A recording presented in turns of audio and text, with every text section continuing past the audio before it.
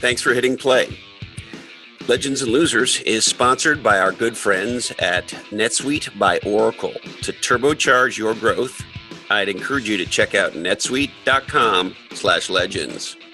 On today's episode, we have my buddy Paul Holland of Silicon Valley venture capital firm Foundation Capital. We have a fantastic conversation. He's an incredibly smart and accomplished guy. We talk about how he and his family built the greenest house in the United States, why relationships with smart people are really the core of a legendary life, and how Paul designed one of the most legendary careers in Silicon Valley. All right. Hey ho, let's go. Hello, my legendary friends. I'm so stoked you joined us for this episode of Legends and Losers with Paul Holland. Now, people ask us all the time about the name of our podcast, and it really comes from a simple idea.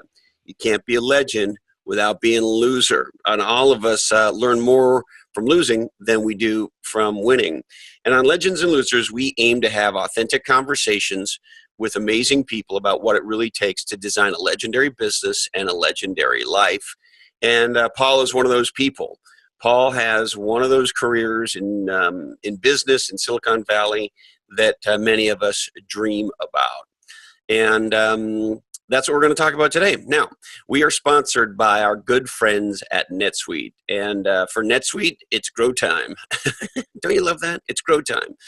And the reason they are our first sponsor is because we're really aligned on that, empowering entrepreneurs and entrepreneurial companies to fire their growth and be successful over the long term. And high-growth startups and nonprofits rely on NetSuite to do that. As a matter of fact, I was at Suite World, NetSuite's annual customer conference a little while ago. And one of the companies they featured there was the nonprofit alexslemonade.org. And this is a nonprofit dedicated to childhood cancer, and they rely on NetSuite. So NetSuite is really the business management software that handles every aspect of your business to make it easy to manage and turbocharge your growth. And NetSuite was the first cloud ERP system for accounting in the cloud. And it's the kind of platform that will help you go from the garage to the IPO. There's almost no company too small, and NetSuite will grow with you for a very long time. And you can run your business from your smartphone with NetSuite. The product has a whole bunch of great, awesome dashboards, and you can stay on top of sales, finance, accounting, orders, inventory, and HR instantly. Thousands of the best-known brands and the fastest-growing companies in the world use NetSuite. NetSuite is not just an American company. They are really pretty much everywhere except for maybe North Korea and a couple other spots. Although, as they talked about at Suite World, they are in conversation with Dennis Rodman to help maybe look at getting into North Korea. Anyway, NetSuite is now available to you, and it's more cost-effective than you might otherwise think. So I'd encourage you to go to netsuite.com/legends today. And what you'll discover is NetSuite is offering a free hour-long growth review with a growth expert in your industry to help you identify barriers and opportunities for growth and really take your business to a whole other level. So check out netsuite.com/legends.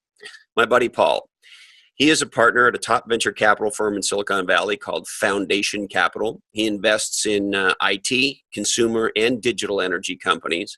Before Foundation, he was a startup executive, and he helped take two well-known startups public, Kana Communications with Mark Gainey and Pure Software with Reed Hastings. Reed, who went on, of course, to found Netflix, and Netflix was also backed by Paul's company, Foundation Capital. Those two companies alone ended up being worth over $13 billion combined. Paul is the past president of the Western Association of Venture Capital, and he is the co-executive producer of a movie called Something Ventured, a critically acclaimed documentary on the origins of the VC industry. You can learn more about Paul and check out our show notes at legendsandlosers.com, and you can also find him at foundationcapital.com. Now, Paul's a pretty well-known, high-profile guy. You've probably seen him on TV. You've probably read about him. He's been in just about every business publication. Here he is, the legendary Paul Holland. We live on a property in Portola Valley where my wife moved, She moved there when she was 4 years old, so back in the 1960s. And her parents kind of settled there. They had 5 kids, and then she grew up on that property. And obviously, the house that she grew up in got to be pretty old and decrepit. And we were fortunate enough to be able to buy the property from her parents about 10 or 12 years ago. So we began the process that a lot of people are fortunate enough to get to do, which is we began the process of designing our own home. As we began that process, I happened to be at a TED conference where I was getting the story from Bill McDonough, really one of the top green architects in the world, talking about Oberlin College and how they built this environmentally regenerative set of dorms that reused all the water, reused all the waste, created all their own energy and things like that. So just timing was perfect. Got my wife engaged on it as it turned out. Linda and I, all of our big causes prior to having kids and having to contribute to schools were around the environment. And so we began doing a little bit of research. We learned about this notion of leadership in energy and environmental design. And we found out that there was a new standard emerging called LEED for Home. And so we were put in touch with the woman who had actually written the standard, a woman named Ann Edminster. And we took a team of people we'd already assembled who had built some really, really beautiful properties around the world, including the Four Seasons Tah.Mah.La and the Ritz-Carlton Half Moon Bay and others. It's a group it's a friend of mine, Bob Glazier, that's the architect. And we basically kind of greenized all that group of people as we began our process. And we set as a goal that we wanted to have the highest LEED point house in the country, which is the measure that U.S. Green Building Council uses to determine how green your house is. So at the end of all that, we ended up with the highest point house in the country. And it's an unusual structure for a whole variety of reasons. It's part of the Stanford STS curriculum. The kids come for 1 day a year and study, the house that creates all of its own energy, reuses waste, took all the fences down, recreated the natural habitat from, hundreds of years ago. And the name of the house is Tah.Mah.La, Tah.Mah.La, and it's mountain lion in the local Ohlone dialect. So that's the shorter version of the aggressively greenhouse. Wow, you're so cool and forward leaning. I all of a sudden feel remarkably shitty about myself. Well, come by the house and we'll have a scotch and you'll feel better immediately. I would love to do that. And, we built our own house as well. We've lived here now for 5.5 years. And we went nowhere near as far as clearly you and your wife have gone.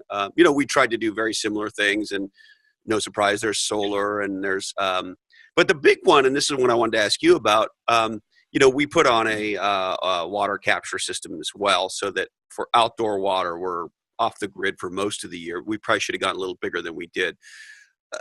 I was fascinated at the time, Paul, because when we built our house, there were 3 levels of government incentive for the solar. And so a $30,000 solar system cost, if my memory's right, around $8,000 after all the various rebates. And at the time, there was 0 incentive to put in rain water capture. And so Right. I'd love to know about the water capture, because it seems like that was a big part of what you did, as well as the gray water management. And then any thoughts you have on sort of the various government incentives or not incentives, as the case may be. Yeah, so I think you did, sort of the right thing for your property, and what you did is quite aggressive compared to most of the folks out there that are building new structures. When you look at green building, you're looking at really 5 main tenets. You're looking at waste, water, energy, materials, and habitat.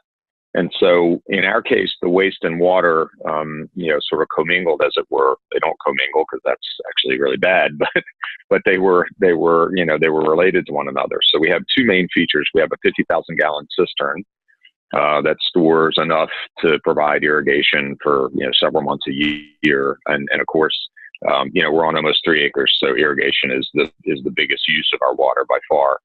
And then the secondary, but pretty important thing is that we reuse all the water in the house. So we got the first black water recycling permit in the history of San Mateo County. And the reason we did that is that we put in two forms of filtration. So all of our white water, gray water, and black water all go to a normal septic tank. And then after that, it goes to a secondary form of filtration, after which it's considered potable, but all this is happening well underground. And so we adopted a system out of Israel, actually called Netafim, which is, think of it as like a capillary system. And because we're up on a hill, and then our everything else kind of flows down into this meadow, we were able to connect this Netafim to the the water that was coming out at the end of all these processes. And so that water then by gravity flows into the meadow, which is really the biggest area that we would need the help. So one is that, the other is the cistern, and then we applied native grasses.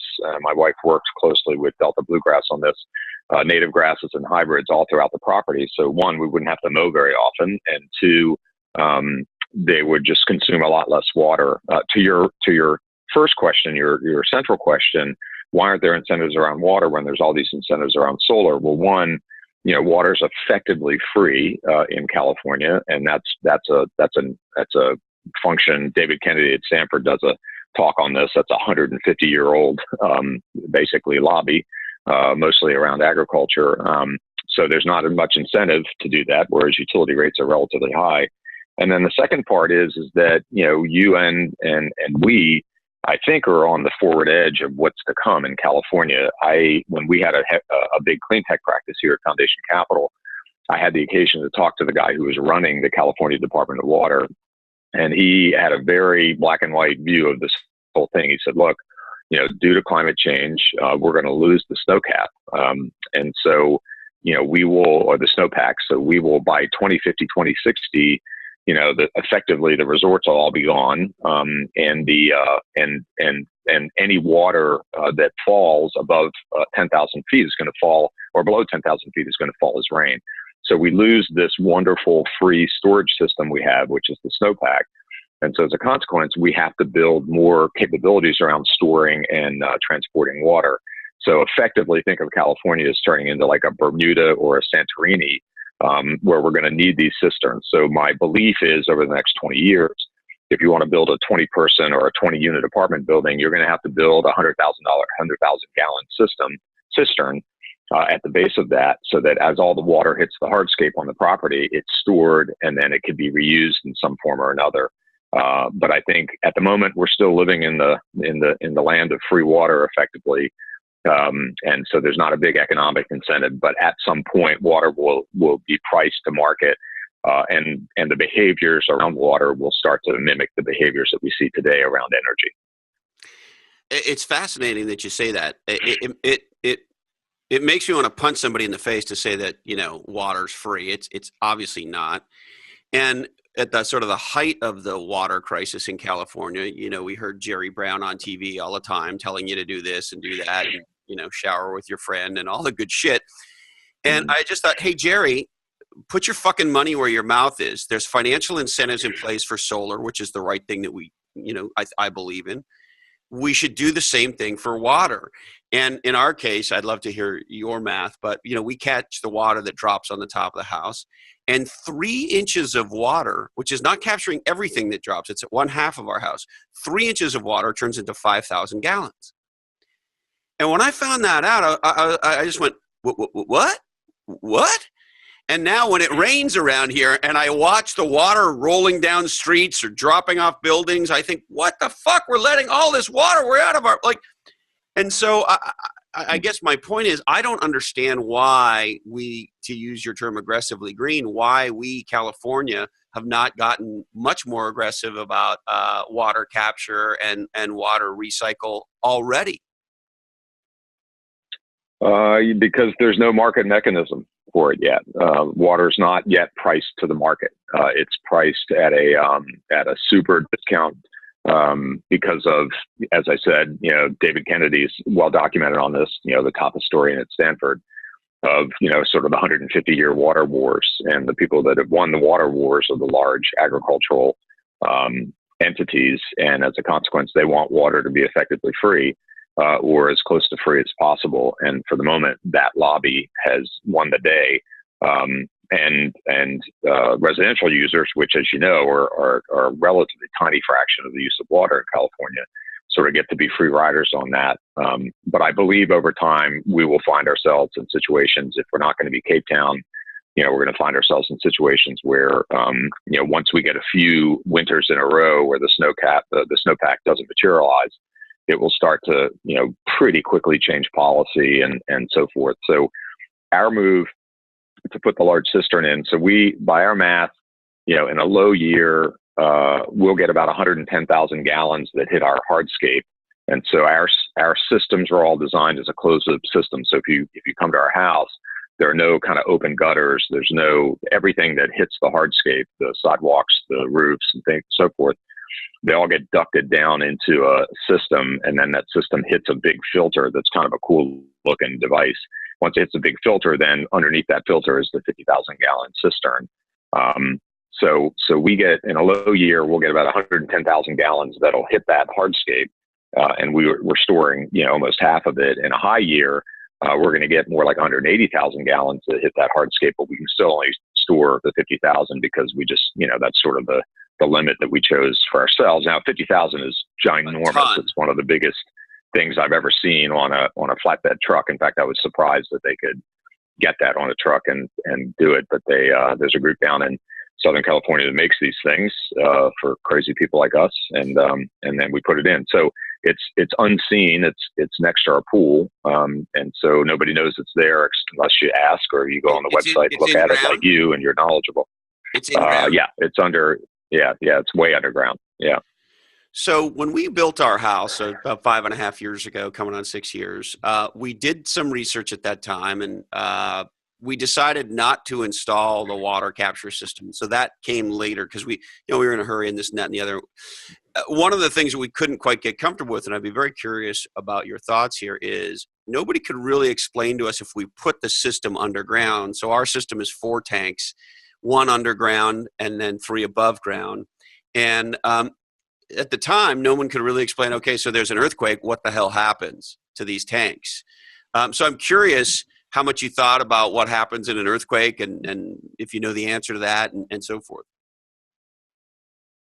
I'm sure that our vendor has a point of view around that, and I'm sure our structural engineer would have a point of view.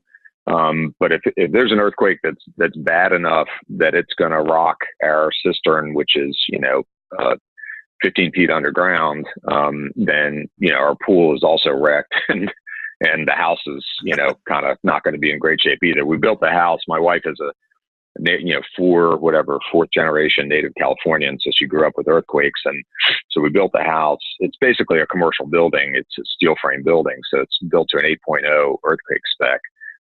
Because she's actually, she gets pretty rattled, no pun intended, because she's lived through some pretty bad earthquakes. And so we built to that. But, what that does, there's a certain point, if it's a big enough catastrophe, we're all going to be out there and it's going to be like, the Hunger Games. So, yeah. But hopefully we don't get to that. Yeah, interesting. And I'm curious as well, and, go only where you're comfortable in terms of the economics, but on a percent per square foot basis, like obviously you have an incredibly beautiful home. There's no question about that. And it looks like an incredibly well-built home. So you were spending at the high end of the market, I would imagine, per square foot at the time. What was the quote unquote incremental expense, if you will, for being aggressively green?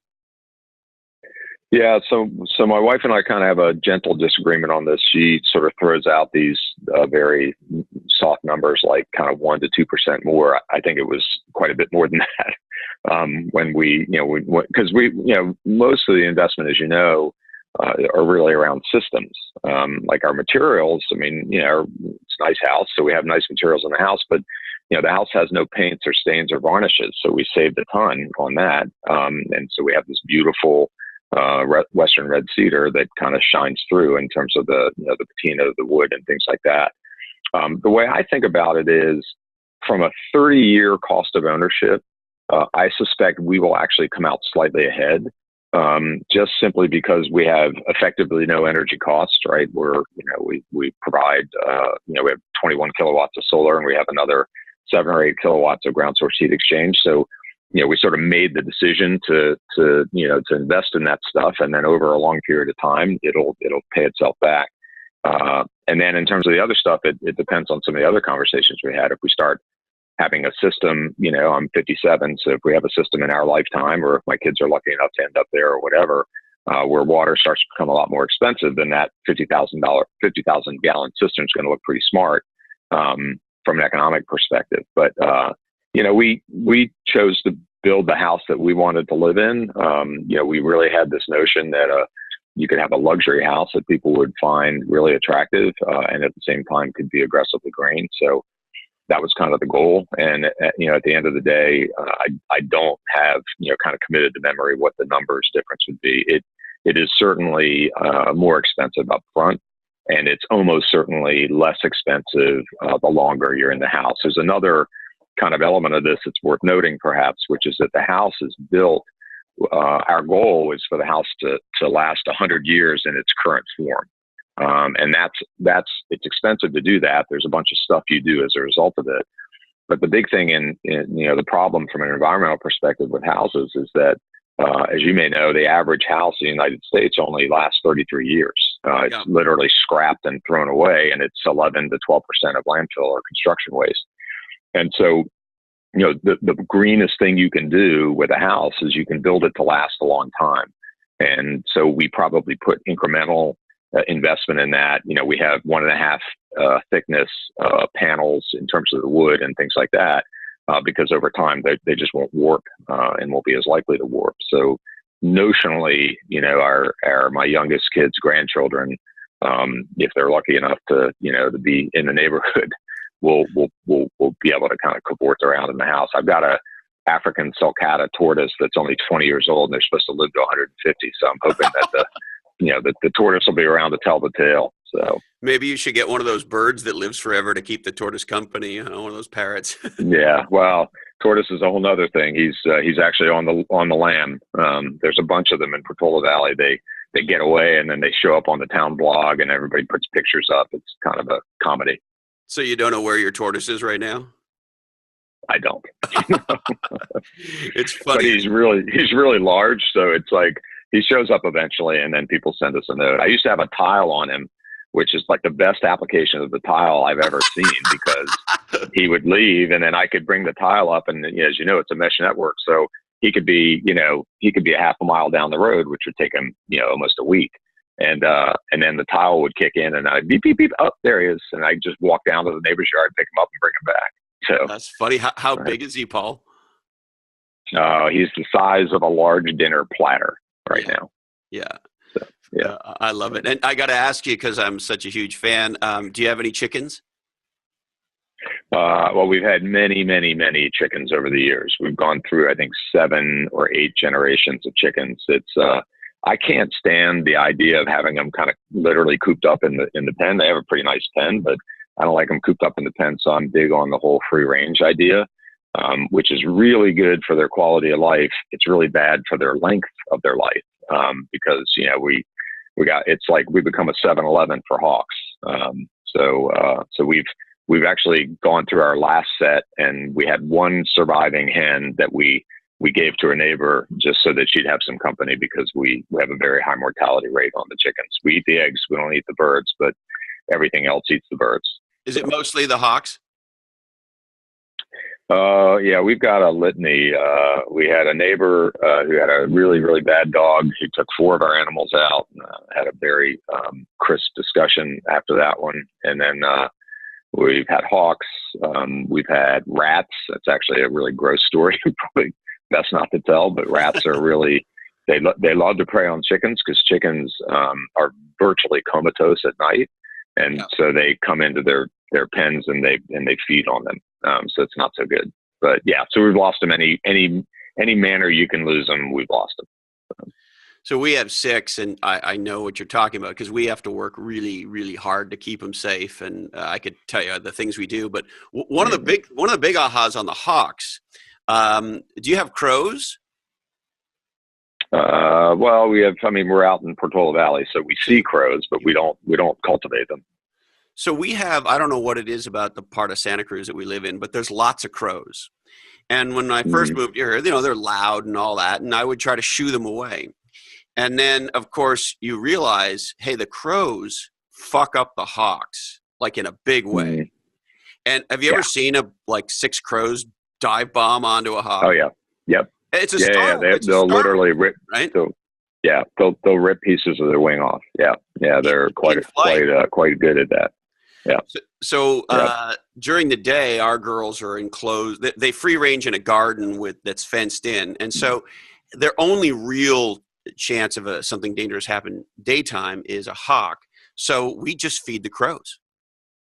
Yeah, that's a good idea. That's so good. Far, I had a dog that we do a lot of outreach work with animals. In fact, we have a big event coming up on Saturday with a group called the Conservation Ambassadors. So they rescue exotic animals from idiots who import them. We do a big fundraiser every year. We do one, and then Andy Rubin, who we affiliated with on this, does another one. And so we have 60 of these animals coming to our home in Portola Valley on Saturday. So tiger, lemurs, kangaroos, baby leopards, it's a whole range of things that all get smuggled into the country and then left because people can't handle them. At any rate, so we have that coming up. And so my dog, who sadly recently passed away, I've had to train him over the years that he's not allowed to be aggressive with any animals. He's a bird dog. He's a Brittany. So he's got amazing videos of him on the web carrying like 4 chickens around on his back and things like that. So he was really good about that. The only animal I allowed him to be aggressive about were hawks. So I trained him. If I would yell hawk, he would run outside and jump up and down and bark. And so that was his only job. So he literally, if I yelled hawk, I could have proven it to you. I yell hawk, he runs out the door and looks up in the sky and barks. And that's his job. It's not very scalable, but that's what he does. Well, and I'm sorry for your loss. I know how it sounds corny to people who don't have pets or have never loved an animal. But when you love an animal and that animal loves you, it's every bit as powerful as a human relationship. Yeah, I mean, I had a friend tell me after we put Flame, our dog, down, my girls were just devastated about this, of course. And I had a friend tell me, he said, look, I hate to admit this, but my kids were more upset that the dog went down than some of the relatives in the family, some of the older relatives, because they just, the dog was was unlimited upside fun and love, and the relatives can be mixed. So yeah, not so much with Aunt Jane or whoever, right? Yeah, right. That was the admission. So, Paul, you've also had really quite the magical career in Silicon Valley. At the stage of the game that you're at, let's spend a minute in the past, and obviously I want to talk a lot about the future, but how do you think about some of the companies that you've been involved with over the years, and as you reflect back a little, what are the things that pop up for you? Yeah, so thanks for that. It's a fun question.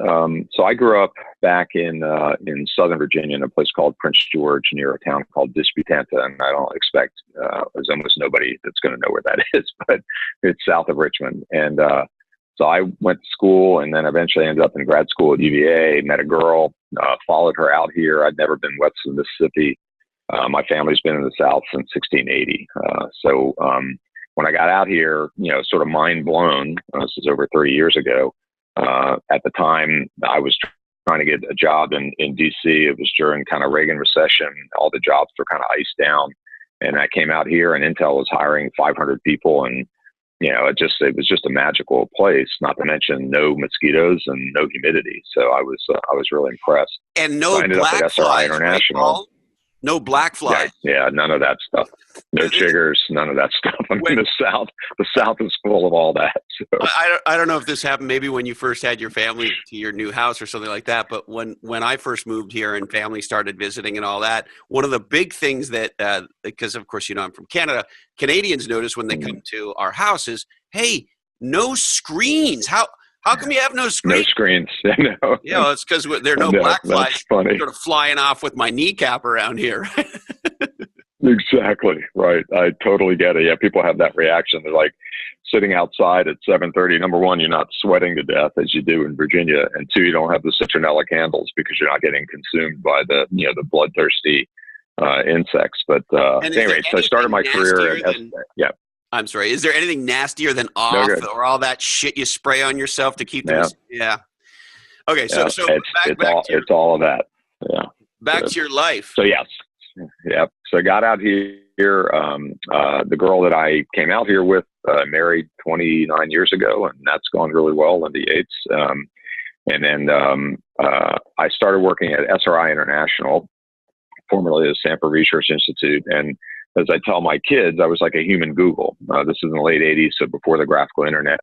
And we would get inquiries into an inquiry service, and it was staffed by a bunch of, kind of eager beaver college graduates, most of them from Stanford. And we'd go to the library and we'd write down an answer to the inquiry, and then we'd put the answer in an envelope and we'd mail it back to the customer. And they thought it was this miracle service that they could ask 20 questions a year and it would come back within 2 weeks. And as I tell people now, it's like, what I did then for an entire year, you could do in, 30 microseconds on Google today. But the great thing is I met a wonderful network of people. My best friend there is a guy named Matt Grady. His best friend from the Peace Corps was this guy, Reed. And my wife, Linda, and I used to have these parties back in the 20s. In fact, Fortune magazine covered one of the parties. It wasn't like a big celebrity thing. It was just a bunch of young tech people kind of before that was as cool as it seems to be today. And so I met this guy, Reed, in the hot tub. This is back in 1987, so 31 years ago. And we stayed in touch. And then he invented this new technology called runtime error detection for C and C++ software. And he called me and said, "Hey, do you want to jump in and join me on this new company?" And eventually I did with some fits and starts. And I ended up running sales in North America for this company, Pure Software, when we were small. And then as we got bigger, Reed had asked me to move, to ask me and Linda to move over to Amsterdam. So I spent my last half of my career there, my last 2.5 years in Amsterdam, building out the European operation. Pure Software went public.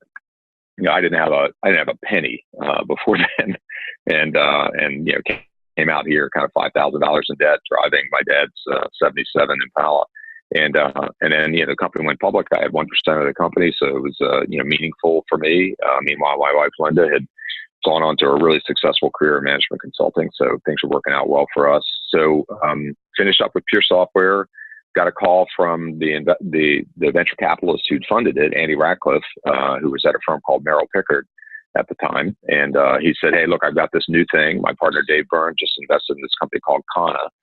It's going to be ACD for the internet." And I said, "Sounds good. I don't know what ACD is, but I'll figure it out." And so automated call distribution. And so I joined Kana as the number 2 executive. I ran all the go-to-market there. And I joined them in '97 when Benchmark, now Merrill Pickard, by then had turned into both Foundation Capital and Benchmark. Yep. Benchmark had led the Series B round at about a $13 million valuation. This was in December of 1997. And 22 months later, we hit a $9 billion market cap. With the huge tailwind of the internet, and that we were an internet infrastructure company. It's just a terrific team. Mark Gainey, I remember who of course went on to do Strava. I remember Michael Wolf, who's done Gladly, and a whole bunch of people. So really terrific team. So Kana, ended up going really well. Meanwhile, Reed, of course, went on and started this silly little company, Netflix, about, you send these DVDs back and forth, and he wanted something he could do from his home in Santa Cruz like you, and kind of got started on that, and that worked out really well for him, and ultimately worked out really well for my current employer, where I've been for 16 years, which is Foundation Capital. My partner, Mike Shue, led the Series B investment. Series B, yeah. Sorry. You know what? I remember. Right. Yeah, Mike led the Series B. Yeah. That would have been 2000. 99. Thank you. The reason I remember that, I remember Mike inviting me to a Foundation Schmooze and Booze party in that time frame, and it was not long after you guys had made the investment in Netflix. And I literally remember standing there at the cocktail party, being introduced to Reed, and having him explain this business to me, and thinking, "What the fuck is this?" Because of course, Pure Software, because of course you and I have similar backgrounds in the enterprise space, right? And so I knew that's right, of course, yep. what a giant win that was. And it's like, and now you're doing like mail order CDs. I was like, I know. Of course, one of the sharpest software minds of our generation was now going to go into this little kind of hokey business, which of course now we all know. We owned 11% of the company at one point, and we know what's happened since. 100 and whatever it is now, $170 billion market cap, and really one of the best CEOs on the planet, and built an amazing management team, and we're fortunate to still kind of be connected, and pals. Reed and I are actually on a board of another company together in the ed tech space, a company that he and John Doerr essentially funded, called Dreambox Learning. So I'm fortunate to still kind of have him in my life, and all the other great people I met back then, Neil Hunt and Patty McCord and others. So I was really fortunate. I only did 2 startups. They both went public and ended up being worth about $13 billion. So nice that didn't suck. Yeah, and, right. It had very little to do with me, but great entrepreneurs I got to get behind. Well, and as you're talking, the thing that is clear is the relationships that you built, right? You have a magical network. And so if you were and I know you talk to young entrepreneurs all the time, do you think much about the fact that you were able to connect with so many super talented people? I mean, your wife sounds like an incredible woman. And, early as a young man here, you clearly got connected to a bunch of amazing people, and those connections and relationships have built. And you tell me, but it sounds like in a big way put you where you are today. Well, so I give a lot of lectures at university, particularly because, as you know, I did this little side detour, and I made this movie called Something Ventured, so about the origins of Silicon Valley. So we got super, super lucky with that. That ended up being the feature film at South by Southwest the year that we debuted, and then national broadcast on PBS, and now still available on Netflix at Something Ventured. But, so I always had this kind of fascination. I would consider myself kind of an amateur historian. So I always had this fascination with the history of the Valley and how all these things came together. And what I realized when Mike Hsu had recruited me here at the foundation, his comment was, look, you're just, he didn't say it in this way. It's not like, you're not like a superstar or anything. You're not Chris Lochhead, but you seem to connect with people. I said, Chris Lochhead is Chris Lochhead. But he said, you seem to have a good network of people, and it's kind of late 30s, early 40s. So at a time, it's I think back to my first week as a venture capitalist was I brought Scott Weiss in to talk about Ironport, because Scott and I are contemporaneous, and his oldest son and my daughter were born on the same day, same year. So we saw each other all the same birthday parties. And so he said, hey, will you join the advisory board for this new thing we're doing, an email called Godspeed, which of course later turned into Ironport. So that was the first project I bought the foundation. And then I brought in Guidewire, Proofpoint, a bunch of other folks along the way. And these are all just simply from relationships. We did some of them we didn't do, which is the nature of how things work in venture. Are you still on the Proofpoint board? When I go back, are you still on the Proofpoint? I never was on the Proofpoint board. Oh. Sadly, that's one of the ones that we didn't do, and that one was my fault. But I go back to my college, James Madison, which is the Harvard of the lower Shenandoah Valley. We try not to be too ambitious at JMU because there's another school in the Shenandoah Valley, so we don't want to be too presumptuous. But we've done studies back there, and we have this concept that we call MQ, which is like the Madison quotient, like an EQ. So we think we're way up there as a university from an EQ perspective. And so we really try to reinforce that with our graduates, and we get surveys back from employers that say JMU people really fit. They find a way to fit within an enterprise. And so when I go back and talk to people, the only kind of modification is I say to them is I say, look, you're kind of in the fraternity, or you're an athlete, or you're doing your thing, and you've got your little circle that you're really comfortable with. When you get out into the world, I would ask you to just be conscious about the fact that, try to associate with the smartest people you meet. And those won't necessarily be the ones that you're most comfortable with from a social perspective. But I bring out different examples of it. I mean, Reed's a great guy, but he wasn't in a fraternity at JMU. I mean, he's a friggin' genius. And so meeting him and just remembering that he felt like a really smart guy, and he was connected up with other friends of mine that were really smart, just is something that, like, worked out really well for me from that perspective. But that's what I try to tell people who are not, deeply technical, and they're not necessarily coming out with kind of Harvard, Princeton pedigree, is to just simply, have your antenna up and try to, remember the high quality people, and particularly the really smart people that you get exposed to over the course of your career.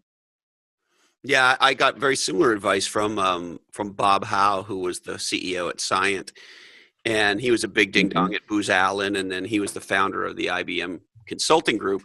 And he said, people always ask me why I'm friends with all these Fortune 500 CEOs, and what you got to understand is, I didn't meet them when they were Fortune 500 CEOs. I met them when they were 30, right? And to your point, you're like, that's somebody I should hang out with. And the other thing, this is just a side note, since our book Play Bigger came out and launched Legends and Losers and all that stuff, I'm now living in a world that I never was in, right? So I was in one world, the world that you and I understand, for 30 something years. And now I'm in this new world called author podcast guy world. And I'm a nobody in this world, right? In the old world, I had a little bit of, something, right? In the new world, come on, you were a wheel. Well, I was a rickety wheel, but like here, I don't have nothing, right? And it's been a wonderful reminder, Paul, that other people in a big way make us successful, right? It takes somebody extending a hand to help you forward, right? And I've been living this magic social experiment that I didn't know I was going to be living. And it's actually been wonderful for me, the number of amazing people who have helped, whether it's my book or my podcast, for no real reason. And so maybe it sounds like a duh, but at the end of the day, if you build those relationships, you try to be a good person, you seek out other smart people. There's some amazing people who do incredible things for you. Yeah, and plus it helps have a good life, right? I mean, you're getting to associate with really high quality people, not because it's like your comment about Bob, like they weren't that then, but they were just good quality people to hang around with and to spend time with. And here in the Valley, I think, what we end up with is a lot of people who we just simply have a natural affinity for commerce, right? That's our superpower. And so we're very comfortable combining commerce and social. And there are a lot of places, I mean, having lived in Europe for a decent chunk of my adult life, that's not nearly as comfortable of a concept. It's considered to be very, kind of rude at times to sort of conflate those two things or make assumptions about conflating them. So I'm more sensitive about it there. I'm less sensitive about it here. And, now we're in a situation like, my wife's the CEO of this company Mach 49, MACH 49, kind of like a Y Combinator for large companies. And they're freaking killing it. She's growing 800% year over year. Basically helping, it's a really, really cool company. It's like, I love hanging around them. The energy is so great because they're taking, large companies like a Standard Bank or a Black & Decker and others, and they're bringing people out here and they're incubating new startups. They do these 12-week cycles where they start new companies, and they literally eject them out of the mothership. They get planted here. They get the little root ball kind of assembled around them, and then they get sent back and replanted. And it's, in this day and age when, their tagline is, are you threatened by Amazon, Uber, or Airbnb? And the answer is yes, yes, and yes. All these companies are growing 1% a year. They want to grow 10% a year. So she's been able to really, take advantage of that. And then, as luck would have it, and or just simply environment, all three of our kids, we have 3 teenage daughters, they all have little businesses. And it's part of their expression of their personality and their interests, So, but again, this is kind of sickening for people outside of the Bay Area because they just think it's like, okay, too much, right? Too much on the business tech kind of stuff. And it's like, there are a lot of us that really just, we feel fortunate to be here. I know you feel that way. I definitely feel that way. I feel that way every single day. And I'm like, look, I can't get enough of it. I absolutely feel that way. You're absolutely right. And I think you guys are inspiring. I didn't know that about your wife. I didn't know that about your daughters. I think that's awesome. And I also think it's complete bullshit. Like one of the things I can't stand is this discussion around work-life balance, because it creates a context that I have my life here and my work here, and I have to balance them. And I just think that's bullshit. I think our motivations in life are our motivations in life, and we express them in different ways. And if, at least for me, Paul, when I think about it that way, I don't feel like I do any work. Right? It's just I'm just doing my life. Like, right. I don't, several years ago, I lost the distinction vacation. So like if I go somewhere and, maybe you're at a nice resort somewhere, wherever you are and stuff, and, somebody will say, oh, you're having a nice vacation. Vacation says I have a life that I need a vacation from. When I'm somewhere nice doing whatever it is I'm doing, it's just my life. And whether you and I are having a conversation like this, or we're talking about one of your companies, or we're having a beer, it's all just my life. And so what I love about what you're saying is it sounds like as a family, you're cultivating sort of work as part of life and life as part of work, and it's all kind of who I am. Yeah, and I think, and again, I wouldn't want to force anybody into that construct if that's not what they're looking for. But when I think about the innovation that Reed Hastings and Patty McCord and Neil Hunt and others did at Netflix around the notion of, we don't count vacation anymore. And, that was very challenging for a lot of people. But for people like you and me and others that have grown up here in the Valley, like, I mean, when's the last time you kind of, you punched the clock, or you were tracking that kind of thing? At the end of the day, it's really driven by output. And this is one of the things when Linda has her sessions, when she brings these companies in, the Purinas of the world and people like that, part of it is to get people out of the mindset of it's all about the meetings I go to and it's all about these other things, because in a large company, oftentimes you get trapped in that orthodoxy. And, what Netflix, I think, has done an amazing job at is this idea of, we're here because we want to be, and we're going to get the most out of each other by people enjoying what they do. I mean, I look at it and think, when I go to a Dreambox board meeting with Reed and Jesse Willie Wilson, the CEO, and some of the other people, it's just so pleasant. I don't want them to end, right? It's just, like, that's work at some notional level, but it's just, getting to hang out with these people and hear what they have to say and exchange ideas and things like that. That's good. Now, if you're, trying to deal with a failing company or, any number of these other things, that stuff that I hadn't dealt with in my operating career, but I dealt with a lot as a venture capitalist. That's, you can't pretend that's fun, but that's part of the experience. It's the karma goes up and down. Well, and to your point, it's not fun. And the struggles that we pick allow ourselves to discover who we are and to test our mettle, right? Mm-hmm. And so, there's some struggles that you'd never wish on most people, maybe a few of your enemies, but but even the struggles, I don't know if you feel this way as you are in this part of your career, where I am in my life, and the work that I still do a little bit of with companies. I'm even okay with that shit. When you've been to the show a lot, I get mad, or I get excited, or I get whatever I get. But it's kind of all okay, because we've been to the show so many times. We know part of the show is being on stage and the fans yelling and loving your songs. And part of the show is, all the equipment just got stolen and you're, the manager's an asshole, right, and the bus broke down and da-da-da-da-da, right? It's just part of the show. Right. Right. I know. Yeah, and it takes some time to get that. Yeah. Yeah. The beauty of perspective of experience.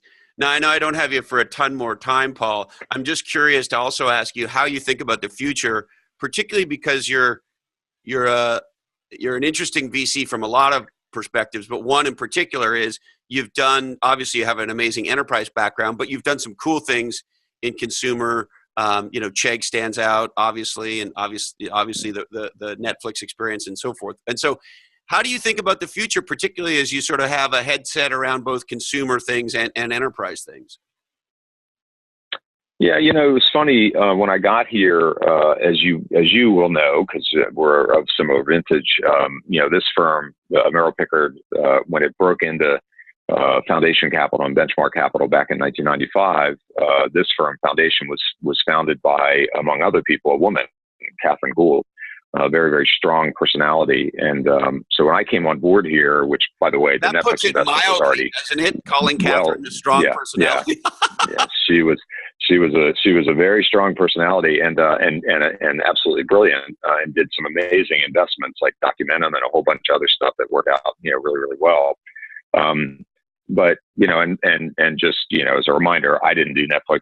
Mike Hsu did it. I've been very supportive ever since, but it's sadly not on my track record, but it's on his, and which I'm glad about. I've benefited in other ways. I'm sure he'll share like a little part of the halo with you, won't he? As a partner? Oh, yeah. No, he's been very generous throughout, actually. He's been generous throughout. But Catherine had this commentary. She said, look, I came here initially and I just focused on enterprise. Like, that's all I'm going to do because that's what I was trained to do. And she said, look, the quality of your network is such that you're likely to hear about some high quality companies. And some of them, she did Cars Direct, which turned out to be a nice hit for us. At the same time, she was doing Interwoven, which turned out to be a very nice hit for us. And she said, look, don't, be somewhat more agnostic when you think about your network. And then as luck would have it, literally, probably not very far after that, I was in a poker game, and one of my friends who was in the game said, hey, have you heard about this Chegg thing? You really got to check it out. It's a Netflix for college textbooks. And then literally within that same week, I got a call from Mike Maples about it, and I got a call from Sam Spatafora, who's one of our CEOs, one of Catherine's CEOs, about it. So all three triangulated all within the same week and said, you got to check out this Chegg thing. So I went and met with them.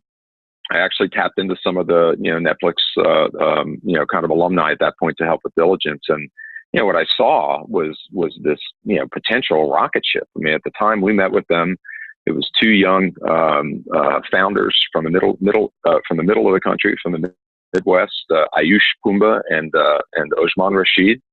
They'd met at University of Minnesota, which I guess has the highest percentage of foreign-born students who are there. And they had this idea of sort of a reinventing Craigslist for colleges. And so they started their new thing. And lo and behold, the thing that most of the kids really wanted and in fact needed is they needed lower cost books, particularly outside of kind of the 1% and the Ivies and the elite schools. I mean, if you're, more kids are in community college than any other form of college. And many community colleges are free or virtually free, but the books are actually quite expensive and prohibitive for some people. And then if you go to state universities, it's a pretty big deal too. So at any rate, they had this insight. They started building out the business. They came to us with a business plan that said, we just did 300,000. We think we can do 3 million and then 9 million and then something else. And on that original plan, they did 300,000, 9 million, 56 million, and 150 million.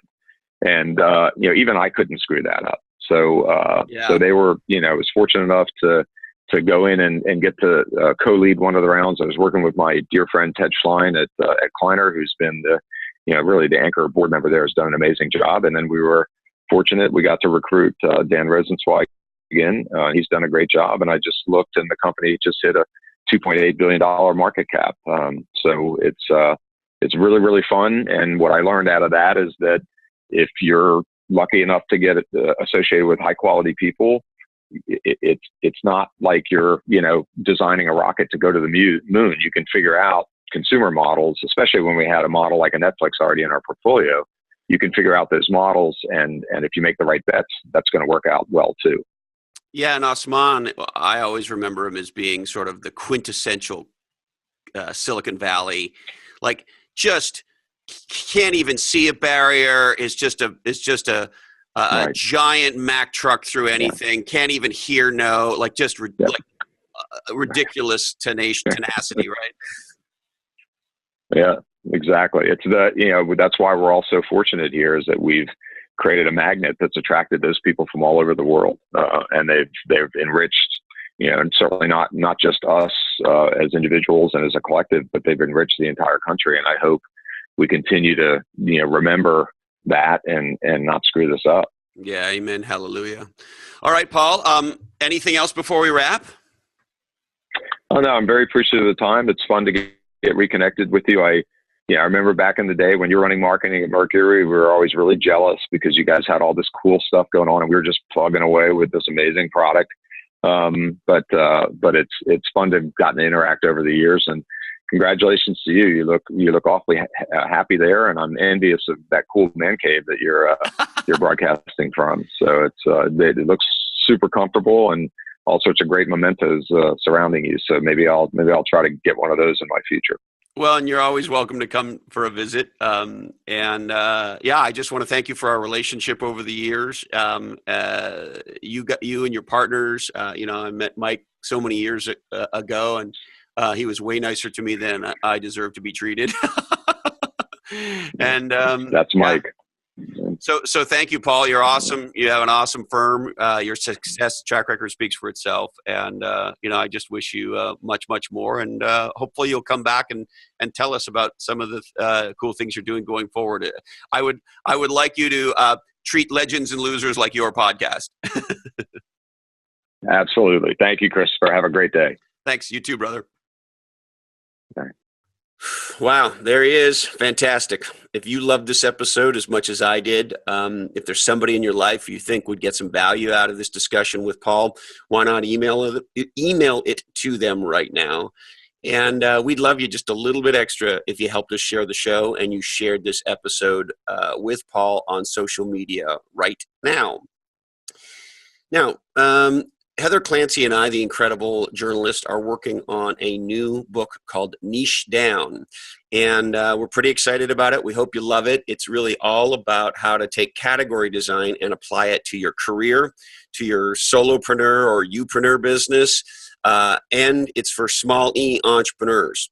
If you would like to receive a free copy of the first chapter of Niche Down, email us at blackhole@legendsandlosers.com, and you can join our street team to help us get the word out as Niche Down is getting ready to come out in July of 2018. Send email to blackhole@legendsandlosers.com, subject Niche Down.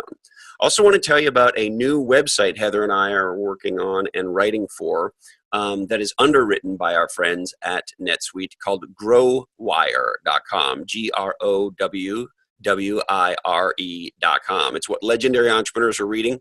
And we're trying to create a unique place on the internet for sharing incredible content and insights and stories about what it takes to build a legendary business, what it takes to scale and grow. So if you have a chance, check us out at growwire.com.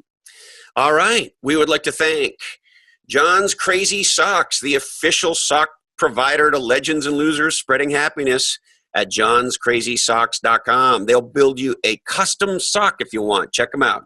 Equity Directory, the invite-only network of entrepreneurs and startup talent exchanging work for equity. Check out equitydirectory.com. HarperCollins Instant Classic Play Bigger, How Pirates, Dreamers, and Innovators Create and Dominate Markets. Our good friends at onelifefullylive.org. Dream, plan, and live your best life. We are a nonprofit helping you do that stuff, and we have a lot of amazing resources for you. We have conferences and events throughout the United States. Check us out, onelifefullylive.org.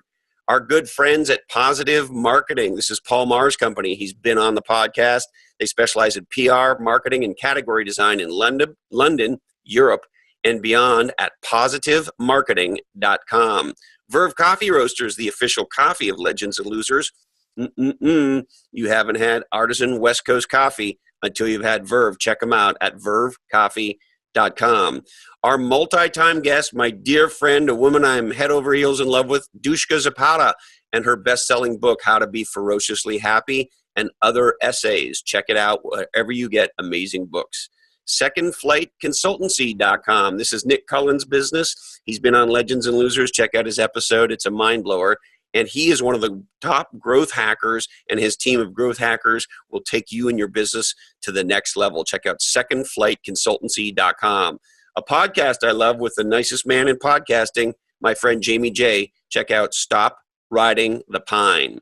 Flourishing Leadership Institute, facilitating positive change at lead2flourish.com. That's lead, the number 2, flourish.com. This is the outfit who helps you drive meaningful, powerful change in your business. And Rapid Media, legendary marketing, media, and communications in beautiful Australia at rapidmedia.com.au. And our good friends at kiva.org. Microfinance loans can make a giant difference. If you want to make that difference, check out kiva.org, and you can back entrepreneurs in many of the growing parts of our world who need our help. Kiva.org. All right, today's information is provided to you solely for informational purposes. This oddcast is the sole property of the Legends and Losers Oddcast Network, and we would love it if you shared the shit out of it on social media and any other way you want to share it. All rights do remain disturbed. This oddcast is not recommended for wankers, and it is highly flammable. Be nice to your mother. Support your local venture capitalist. Buy John's Crazy Socks. Tell 2 people you love about 2 podcasts you love.